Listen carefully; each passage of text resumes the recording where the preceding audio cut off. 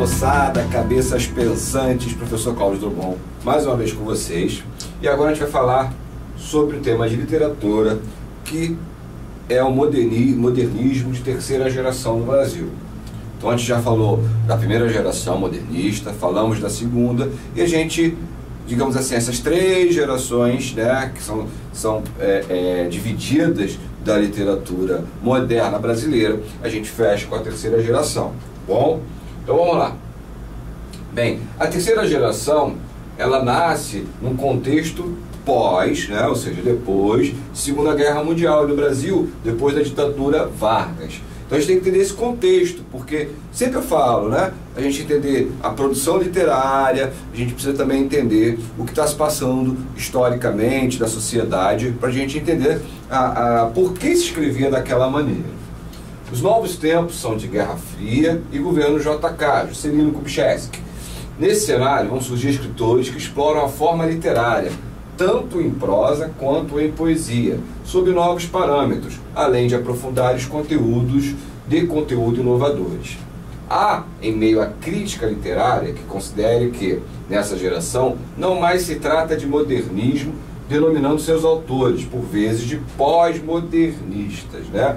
Então, alguns estudiosos gostam de classificá-los como pós-modernistas, né? Mas, de uma maneira mais clássica, a gente ainda considera como modernista. Vê-se, de fato, nessa fase, um apuro e rigor formal menos afeito ao padrão estético instaurado pelos escritores de 22. Os escritores de 22, a gente vai lembrar a Semana de Arte Moderna, a primeira geração modernista, eles querem romper com esses padrões, né? Com padrões formais de literatura, de métrica, de rima, né? E até mesmo de linguagem, e aí eles usam muito a linguagem coloquial. Então, a gente tem na primeira geração, essa geração de 22, essa transgressão a esse formato clássico que havia até então. Mas nessa terceira geração, ela meio que retoma isso, essas formas clássicas, esses modelos, ela dá uma valorizada nisso. Então ela rompe bastante com aquele texto menos formal que a geração de 22 tinha. A poesia de 45, representada na obra de João Cabral de Melo Neto, edifica-se como arte da palavra.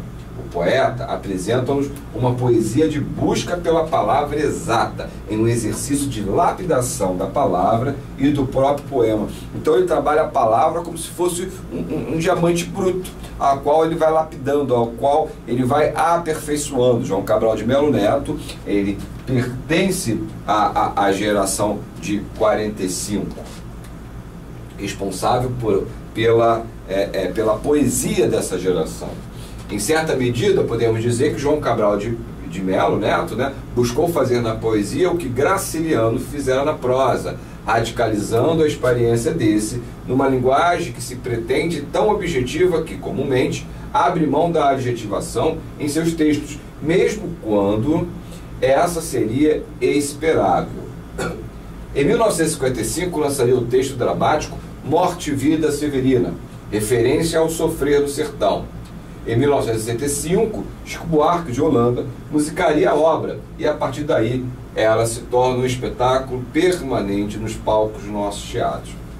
Então, está trazendo o marco dessa geração. A gente tem João Cabral de Melo Neto como expoente da poesia e a gente tem a obra Morte, Vida e Severina, que seria a referência nesse contexto, e, posteriormente, a gente vai ter, com Chico Buarque de Holanda, dramatizando, né, trazendo para o palco a encenação desse Alto de Natal, digamos assim. A gente vai falar um pouquinho dele quando falar especificamente de João Cabral de Melo Neto. Então a gente tem, com Chico Buarque de Holanda, a exploração dessa obra, o que vai torná-la, sem sombra de dúvida, mais acessível e mais popular, certo? Vamos continuar. Terceira geração. Falamos de João Cabral de Melo Neto como expoente da poesia, mas na prosa nós temos também figuras importantíssimas. Deparamos com duas distintas vertentes. Então a gente tem dois caminhos bem distintos na prosa da terceira geração.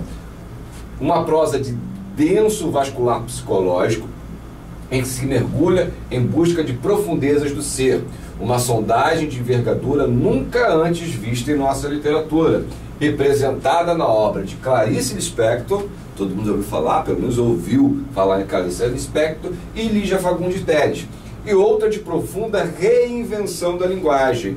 Aí já é diferente, a vertente muito profunda do ser, né, que é o da Clarice Lispector, e a outra de que reinventando a linguagem e a ambientação do sertão, que é a produção do Guimarães Rosa.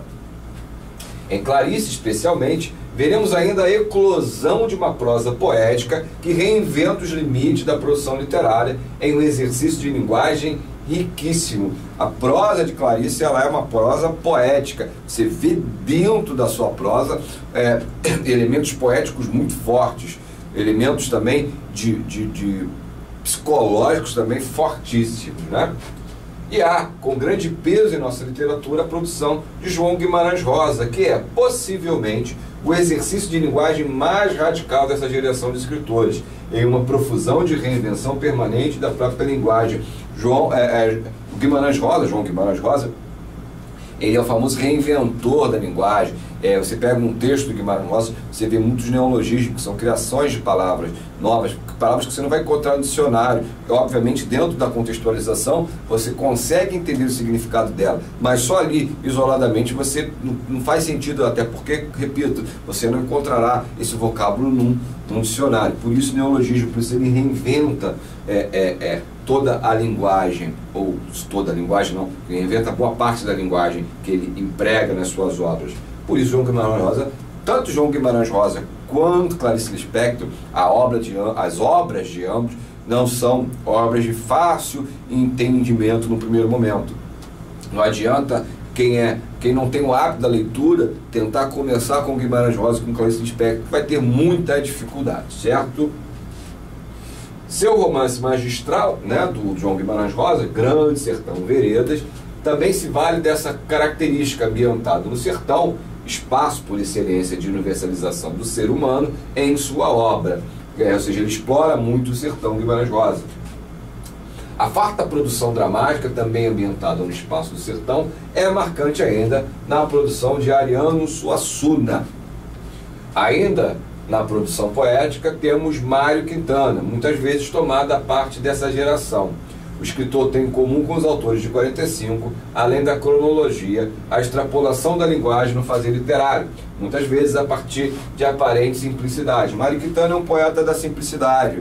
Ele narra, ele faz a sua produção poética, Mário Quintana é um poeta, muito com coisas do dia a dia, do cotidiano, coisas que seriam simples, coisas que seriam triviais, que passariam despercebidos, que jamais pensaríamos que naquilo poderia haver poesia, e ele destaca, ele faz poesia com esses elementos. Muito bem. Primeiro, vamos agora separar esses autores e falar um pouquinho de cada um deles. Então, João Cabral de Melo Neto. Vamos falar um pouquinho desse querido cidadão.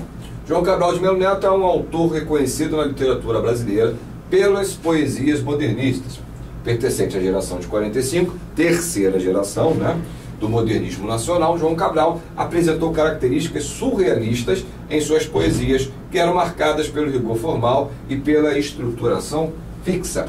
A gente fala de surrealismo, a gente remete às vanguardas europeias que o modernismo trouxe para a nossa literatura. Como expoente das artes surrealistas, a gente pode citar o famosíssimo Salvador Dalí.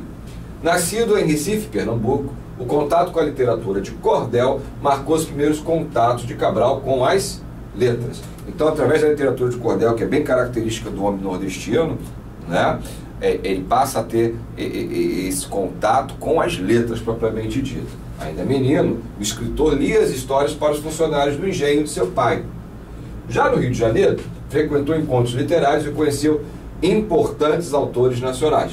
Lembrado pelo talento para escrever, o autor também foi diplomata, tendo morado em vários países. João Cabral era rigoroso com seus poemas, apresentando uma estrutura mais fixa e com versos rimados.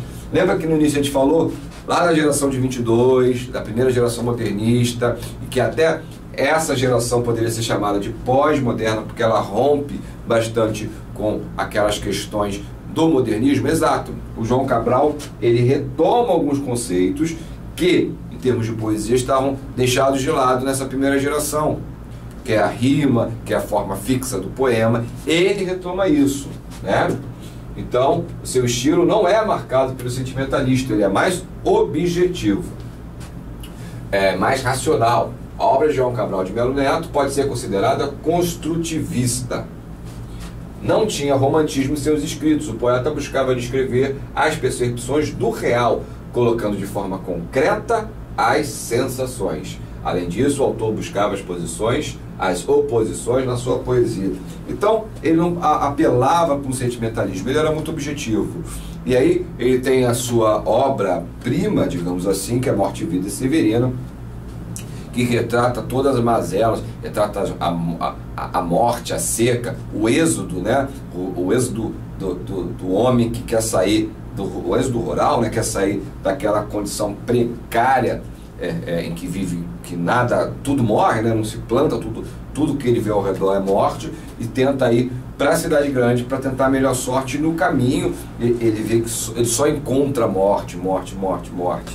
E aí ele constrói essa obra, que viraria posteriormente, como nós já vimos, peça, né, sobre a batuta do Chico Buarque de Holanda, viraria minissérie na televisão, na TV Globo, teve a minissérie Morte, Vida e Severina. Então é uma obra que teve uma amplificação muito grande e retrata as mazelas desse homem do Nordeste, esse sofredor da seca que vê morte em tudo por onde ele passa. Clarice Lispector, uma escritora, como já antecipamos, de uma densidade na sua obra muito complexa. Então, até desconfio, às vezes eu vejo nas redes sociais, na internet, alguns textos extremamente simples e que botam lá Clarice Lispector, desconfie, não é de Clarice Lispector. Clarice Lispector nunca foi pela simplicidade, ela sempre foi por algo mais denso. Então nem tudo, quer dizer, como a maioria das coisas, a maioria talvez seja brasileiro da minha parte, mas muitas das coisas que a gente vê na internet, que está lá, Clarice, Guimarães Rosa, sei lá, assinado por alguns, né, colocados como referência a alguns autores, na verdade não são. A gente tem que ter muito cuidado com isso, né? Clarice Lispector é uma das escritoras mais aclamadas da literatura modernista brasileira. De origem ucraniana, Clarice era ucraniana, Lispector veio para o Brasil quando ainda era uma criança de colo e se interessou pela literatura logo que aprendeu a ler e escrever. Com sua escrita intimista, Clarice surpreendeu ao colocar o inconsciente nos seus escritos. A escritora era conhecida no meio intelectual e convivia com grandes personalidades como Samuel Weiner, Rubem Braga e Fernando Sabino. Apesar disso, chegou a assinar colunas em jornais com os pseudônimos de Ellen Palmer e Teresa Quadros. Laços de Família e Hora da Estrela foram obras que marcaram a carreira de Lispector e que são reconhecidas até hoje. O seu estilo é marcado pela inovação. Clarice introduz características novas à literatura nacional. Os textos colocam em foco o inconsciente. Na literatura da escritora, os sentimentos e sensação dos personagens são muito importantes. A obra de Lispector apresenta características intimistas, um indivíduo com seus questionamentos e sua intimidade. É a peça mais importante. A representação do pensamento não é feita de forma linear, é livre e desordenada. É possível identificar a introspecção na técnica de desenvolvimento de texto. O mais importante na construção de texto não é a correção gramatical, e sim a expressividade. Então a gente vê na marca da obra de Clarice, primeiro, a gente vê um caráter intimista, então que o eu, que o indivíduo é o mais importante. A gente não vê aquela coisa universal, né? Então você tem um intimismo, ela não está preocupada com os modelos básicos. Para você ter ideia, as obras dela não tem esse começo, meio e fim, é desordenado. Causa assim uma estranheza quando a gente começa a ler Clarice, que vai, espera aí, isso aqui não é o começo, é estranho, é muito diferente, é inovador. É inovador, é denso, como eu sempre falo. A literatura de Clarice é densa, não é uma literatura tão fácil, é introspectiva na sua técnica, tá? Então assim, Cláudio, você me recomenda Clarice? Evidentemente. Entretanto, para aqueles que estão iniciando, que querem ler, se aprofundar na nossa literatura, eu não recomendo iniciar com Clarice Lispector, tá? Mas eu não posso? Claro que pode. Claro, que bom que a gente pode começar por onde a gente quer. É óbvio que você pode, você vai ter mais dificuldades, eu acredito. Mas se você já tem algum conhecimento da nossa literatura, já leu algumas obras, enfim, ler Clarice é uma experiência única. Vamos seguindo para Guimarães Rosa, um dos meus favoritos. Guimarães Rosa foi um dos principais representantes do regionalismo brasileiro, característica da terceira fase do modernismo. Regionalismo é uma literatura, como o nome fala, regional, específica de alguma região. Com uma linguagem fiel à popular, o escritor conseguiu inovar a literatura. Como atuou como médico e diplomata, Rosa começou a publicar seus textos mais tarde, apenas com 38 anos. Tá? Então ele foi médico, foi diplomata, então ele se dedica já numa idade já madura, com 38 anos. Ocupou a cadeira número 2 da Academia Brasileira de Letras por apenas 3 dias, já que atrasou a cerimônia de posse por 4 anos.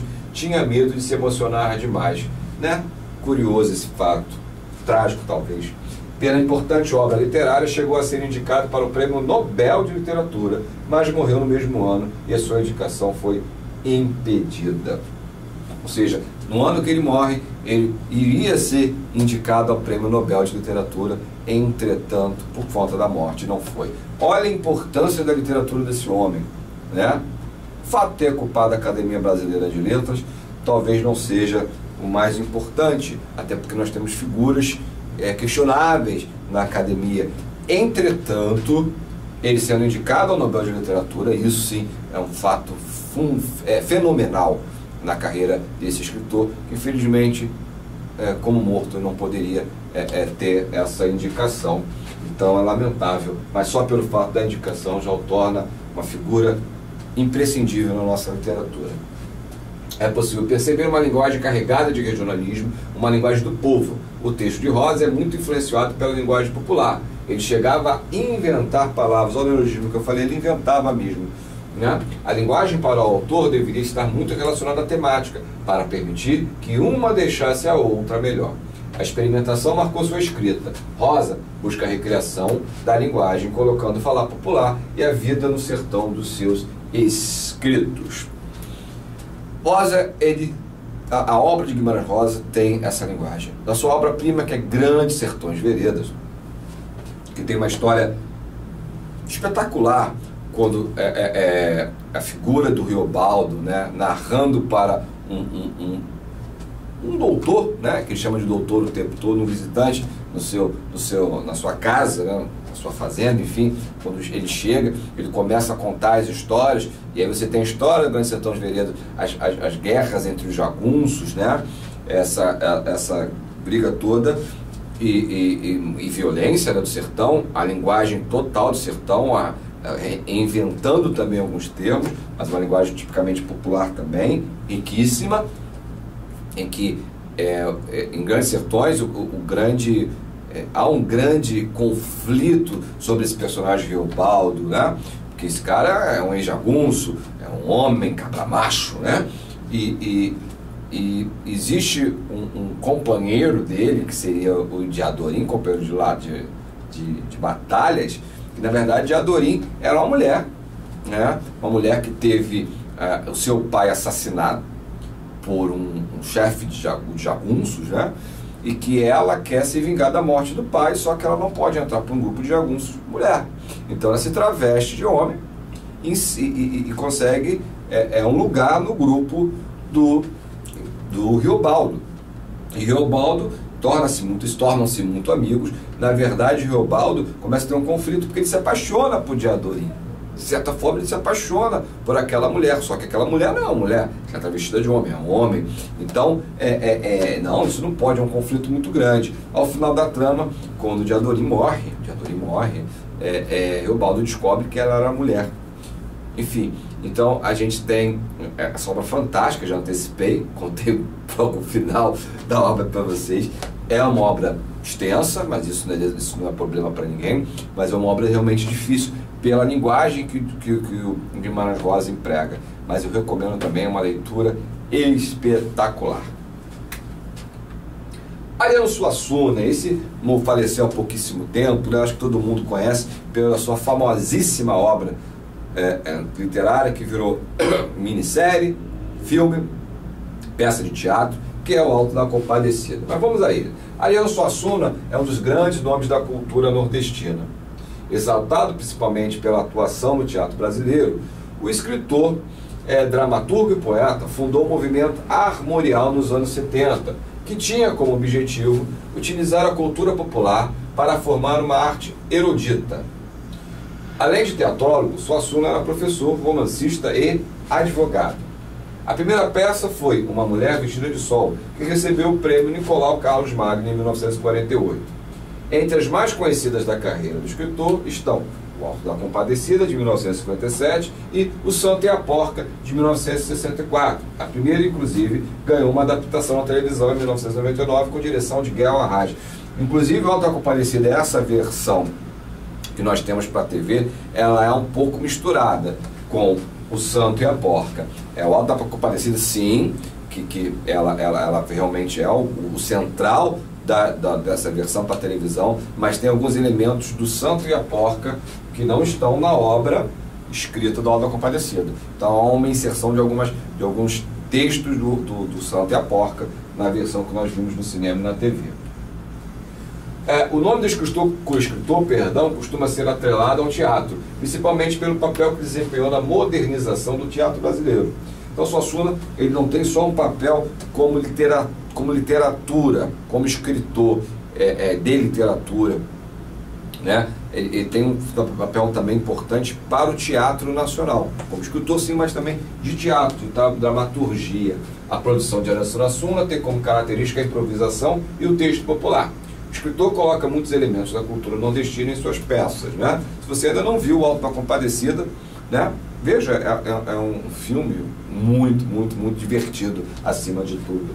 Suassuna foi um dos fundadores do movimento armorial, que buscava que era a arte erudita através da cultura popular nordestina. Então traz o que é erudito, mas de uma maneira popular, sobretudo popular nordestina. O movimento inclui diferentes tipos de arte, como dança, literatura, teatro, música e arquitetura.